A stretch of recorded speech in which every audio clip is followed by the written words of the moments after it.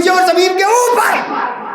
صرف ایک گناہ ایسا ہے کہ اگر وہ گناہ کسی سے ہو گیا تو پھر رب بھی معاف نہیں فرماتا ہے. وہ گناہ کون سا ہے؟ ان تحبط اعمالکم وانتم لا تشعرون.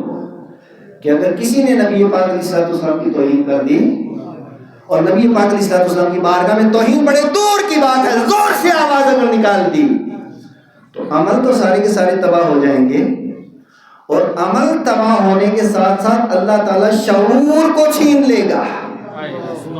کیوں؟ باقی عمل اگر بندہ کرتا ہے، گناہ کرتا ہے، شعور باقی رہتا ہے. نماز توڑی، بڑھاپے کے اندر آپ نے دیکھا ہوگا کہ لوگ روتے ہوئے نظر آتے ہیں. زندگی میں میرے نمازیں نہیں پڑھی، اور روزہ اللہ کو بڑا پسند ہے، اللہ تبارک و تعالیٰ معاف فرما دیتا ہے. روزے کا مسئلہ ہے، زکات کا مسئلہ ہے، حج کا مسئلہ ہے، بڑے بڑے کبیرہ گناہ انہوں نے کیے، لیکن آخر میں آپ نے کئی لوگوں کو روتے بولو دیکھا ہے کہ نہیں دیکھا ہے؟ لوگ روتے ہیں اور جب یہ آنسو نکل آتا ہے رب بھی معاف فرما دیتا ہے. لیکن توہین رسالت یہ ایسا مسئلہ ہے کہ پھر بندہ روتا نہیں، اللہ شعور کو سلب کر لیتا ہے. کیوں؟ اللہ کی غیرت کو گوارا نہیں ہے کہ جو میرے محبوب کی توہین کرے وہ توبہ کر کے جنت کا حقدار بنے. اس لیے کہ جو حضور کی توہین کرتا ہے، حضور نے واضح فرمایا من سب نبیًا فاقتلوہ، دنیا میں بھی اسے قتل کیا دیا جائے گا، آخرت میں جہنم کا ایندھن بنے گا. تکبیر، نعرہ رسالت، نعرہ رسالت. بے شک حضرت گرامی وقار نبی مکرم صلی اللہ تعالیٰ علیہ وسلم کی بارگاہ، حضور کی ذات کیا ہے؟ دو روایتیں آپ کے سامنے رکھتا ہوں. نبی مکرم نور مجسم سید عالم صلی اللہ تعالیٰ علیہ وسلم کی بارگاہ اقدس کے اندر ایک مقدمہ آیا. ایک طرف یہودی اور دوسری طرف کلمہ پڑھنے والا. بولو، ایک طرف یہودی، دوسری طرف زور سے، دوسری طرف کلمہ پڑھنے والا. ذرا سمجھو، کلمہ پڑھنے والے بھی کئی طرح کے ہوتے ہیں. ایک وہ ہے جنہوں نے دل سے پڑھا، ایک وہ ہے جنہوں نے حلق سے پڑھا. یہ اوپر سے پڑھنے والے اور ہیں، دل سے پڑھنے والے اور ہیں. دل سے پڑھا ہے صدیق اکبر نے، فاروق اعظم نے، عثمان غنی نے، مولا علی نے، امام حسن نے، امام حسین نے، صحابہ و تابعین نے، غوث اعظم الجیلانی نے، خواجہ غریب نواز نے، امام محمد فاضل بریلوی نے. اور دل سے ان کے ماننے والوں نے کلمہ پڑھا ہے، اور زبان سے تو عبداللہ ابن ابی نے بھی پڑھا تھا، اور اس کے علاوہ ایک بڑی تعداد زبانی انہوں نے کلمہ پڑھا تھا. لیکن کلمہ بھی وہی کام آتا ہے جو کلمہ دل سے ہو. حضرت نبی مکرم صلی اللہ علیہ وسلم کی بارگاہ کے اندر دو شخص آئے، آ کے مقدمہ دائر کیا. آقا کریم علیہ السلام نے مقدمے کا فیصلہ کر دیا، اور اتفاق ایسا کہ جو فیصلہ ہوا وہ بھی یہودی کے حق میں ہوا. وہ فوراً جو کلمہ پڑھنے والا تھا اس نے کہا جی نہیں، یہ فیصلہ مجھے منظور نہیں، کعب بن اشرف کے پاس چلتے ہیں. تو یہودی کہنے لگا نہیں، وہاں نہیں چلیں گے، ایک اور جگہ چلتے ہیں. کہاں؟ عمر کے پاس چلو. اب آئے حضرت عمر رضی اللہ تعالیٰ عنہ کی بارگاہ اقدس کے اندر اور آ کر کے مقدمہ پیش کیا. حضرت عمر ابھی کچھ کہنا چاہتے تھے، اتنے میں وہ یہودی کہنے لگا کہ اس کا فیصلہ تو امام الانبیاء فرما چکے ہیں اور میرے حق میں کیا ہے. کہا اچھا، حضور فیصلہ کر چکے اور پھر تسلیم کو نہیں کرتا ہے، یہ نہیں کرتا جو کلمہ پڑھتا ہے. کہا بھی فیصلہ کرتا ہوں. اندر گئے، تلوار لائی، فوراً گردن لگ کر دی. کہ جو حضور کے فیصلے کے بعد جو چونو چرائے کرے، عمر کے پاس اس کا یہی فیصلہ ہے. کوہرام مچ گیا مدینہ کے گلیوں کے اندر کہ عمر نے ایک مسلمان کو مار دیا. حضرت عمر رضی اللہ تعالیٰ نے ارشاد فرمایا نہیں، میں نے کلمہ پڑھنے والے کو مارا ہے، مسلمان کو نہیں. مسلمان تو وہ ہے جو سب کچھ نبی پاک علیہ السلام پہ قربان کر دے. ابھی یہ مقدمہ نبی پاک علیہ السلام کی بارگاہ میں تھا، جبریل امین آ گئے اور آ کر کے عرض کرنے لگے یا رسول اللہ، تب تک بندہ مومن نہیں ہو سکتا جب تک آپ کے فیصلے کو سب سے اوپر والا فیصلہ نہ مانے. حضرت ابراہیم وقار حضرت عمر رضی اللہ تعالیٰ عنہ کو شکایت ملی، ایک شخص ہے اور فجر کی نماز پڑھاتا ہے، امام صاحب ظاہر جب امام ہوگا تو نماز تو پڑھتا ہوگا، روزہ بھی رکھتا ہوگا، اگر صاحب نصاب ہے تو زکات بھی دیتا ہوگا، اور مدینہ منورہ کے اطراف میں رہنے والا ہے تو حج بھی کرتا ہوگا. یہ سارے کے سارے عمل کرتا تھا. آیا مقدمہ آیا حضرت عمر رضی اللہ تعالیٰ عنہ کی بارگاہ میں. مقدمہ کیا تھا؟ کچھ لوگ آئے اور آ کر کے عریضہ پیش کیا، حضور جو ہمارے امام صاحب ہیں یہ فجر کی نماز میں ہر دن صرف ایک سورت پڑھتے ہیں، آباسا اللہ یہ پڑھتے ہیں ہر دن۔ حضرت عمر رضی اللہ تعالیٰ نے کہا بلاؤ اس امام کو، بلایا کہ امام صاحب ذرا یہ بتائیے کہ ہر دن ایک ہی سورت؟ کہا یہ سورت پڑھتے ہوئے مجھے بڑا لطف آتا ہے، بڑا مزہ آتا ہے۔ کہا کیوں؟ کہا اس لیے مزہ آتا ہے کہ اس میں معاذ اللہ رب قدوس نے نبی پاک اسلام کو ڈانٹا ہے۔ بھائی اتنا کہنا تھا۔ حضرت عمر رضی اللہ تعالیٰ نے فوراً اپنی تلوار میان سے باہر نکالی اور اس امام کے 2 ٹکڑے کر دیے۔ کہ جس کا عقیدہ و نظریہ یہ ہو کہ نبی مکرم صلی اللہ تعالیٰ علیہ وسلم کو رب نے ڈانٹا ہے، وہ کلمہ گو تو ہو سکتا ہے، مسلمان نہیں ہو سکتا ہے۔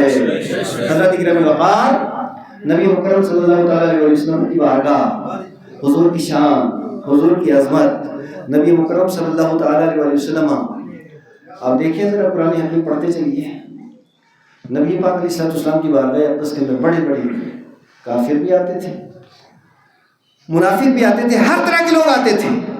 نبی پاک علیہ السلام کا حقیقی چچا، اب ذرا دیکھیں یہ ہاشمی بھی ہے، قریشی بھی ہے، حضور کا چچا بھی ہے ابو لہب، ایک ہی خاندان ہے، عبد المطلب کا بیٹا اور نبی پاک علیہ السلام کا چچا۔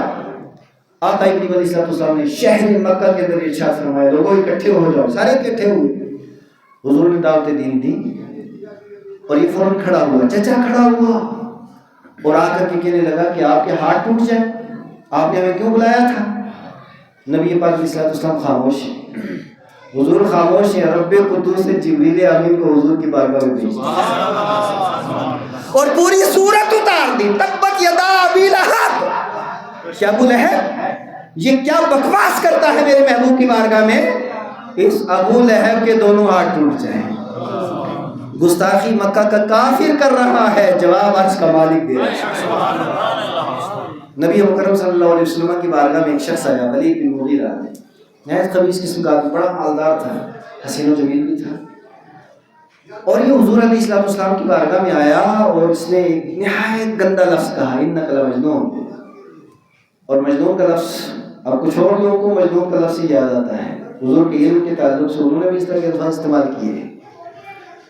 اب جو ہی یہ کہا کہ معاذ اللہ آپ پاگل ہیں، نبی پاک علیہ السلام خاموش ہیں، عرش کے مالک نے جبریل امین کو بھیج دیا کہ اس کے اندر یہ خرابی، یہ خرابی، یہ خرابی، یہ خرابی، یہ خرابی، 9 خرابیاں گنانے کے بعد رب نے ارشاد فرمایا عُتُلٍ بَعْدَ ذَلِكَ زَنِيمٍ۔ اس سب پہ ترا امتیاز یہ کہ جو حضور کا گستاخ ہے یہ اصلی باپ کا نہیں، پکا حرامی ہے۔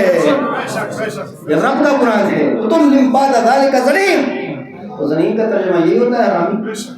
اس کا مطلب یہ کیا ہوا کہ نبی پاک علیہ السلام کے خلاف بکواس کرنے والا اگر ولید بن مغیرہ ہو وہ بھی حرامی ہے، نرسنگا مند ہو وہ بھی حرامی ہے۔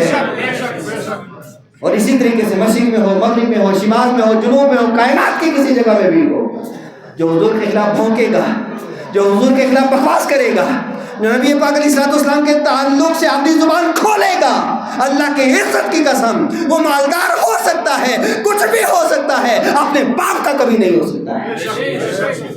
حضرت گرامی وقار ایک بات یاد رکھیں، بحیثیت قوم جب کسی قوم کو مٹایا جاتا ہے، جب کسی قوم کو صفحہ ہستی سے ختم کیا جاتا ہے، جب کسی قوم کو ختم کیا جاتا ہے، سب سے پہلے اس کی قوت احساس کو ختم کیا جاتا ہے۔ جب اس کے اندر سے حس ختم ہو جاتی ہے، احساس ختم ہو جاتا ہے، اور پھر اس قوم کا احساس جس وقت ختم ہوتا ہے، اس احساس کو ختم ہونے کے بعد پھر اس قوم کو صفحہ ہستی سے مٹا دیا جاتا ہے۔ میرے پیارے اسلامی بھائیوں، کیا ہو گیا آج مسلمانوں کو؟ اور یاد رکھیے، جب جب شیر سو جاتے ہیں کتے بھونکنا شروع ہو جاتے ہیں۔ اس امت کو اللہ تبارک و تعالی نے بڑا مقام اور بڑا مرتبہ عطا فرمایا۔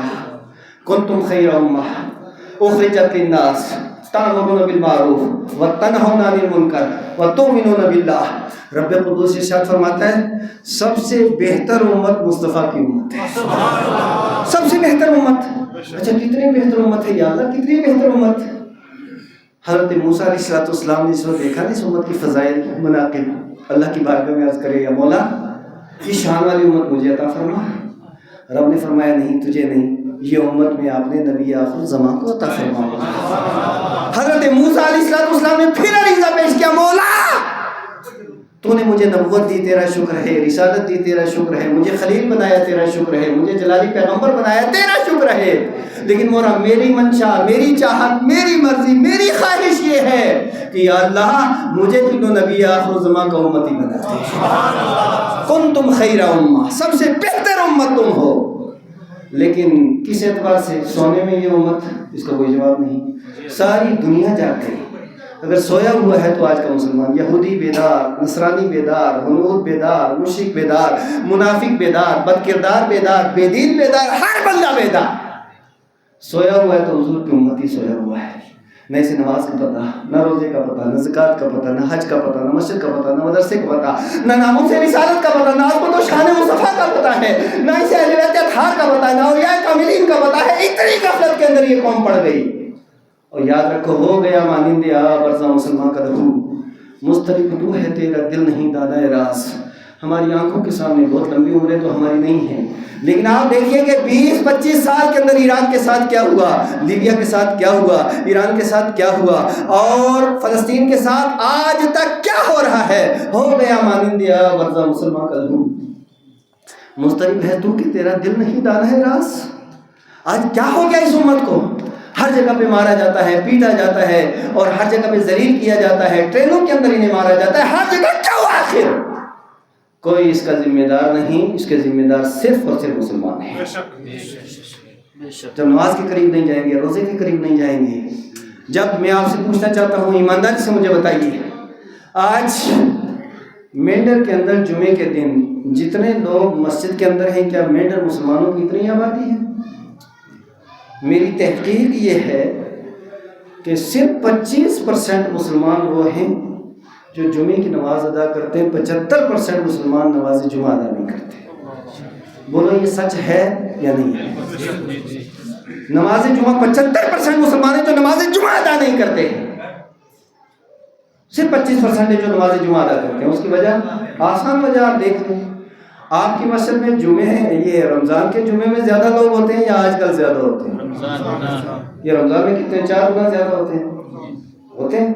ہر مسجد کا یہ حال ہے کہ یہ کوئی آسمان سے تھوڑے آتے ہیں، یہی تو دائیں بائیں ہیں، جو کوئی ہوٹل پہ بیٹھا ہے، کوئی کالج میں ہے، کوئی اسکول میں ہے، کوئی دکانداری میں ہے، کوئی کام کاج میں ہے، یعنی یہ مسلمان جو نماز جمعہ ادا نہیں کرتے ہیں 75%، اور 25% وہ ہیں جو نماز جمعہ ادا کرتے ہیں، اور 5 وقتہ نماز ادا کرنے والے صرف 5% ہیں، 95% مسلمان نماز 5 وقتہ ادا نہیں کرتے ہیں۔